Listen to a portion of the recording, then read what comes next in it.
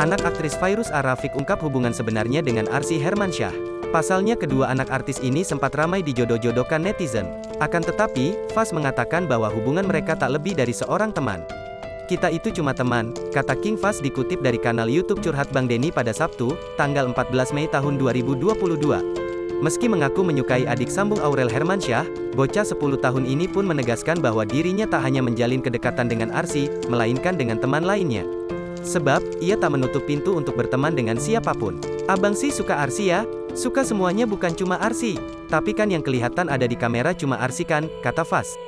"Sebenarnya abang, Faz, dekat sama teman yang lain. Padahal main sama teman, foto-foto karena udah lama enggak ketemu," lanjutnya. Kendati demikian, King Faz mengakui suka saat dijodohkan dengan anak Ashanty dan Anang Hermansyah itu. Hanya saja, usianya yang masih begitu belia membuat dirinya enggan menjalin hubungan asmara.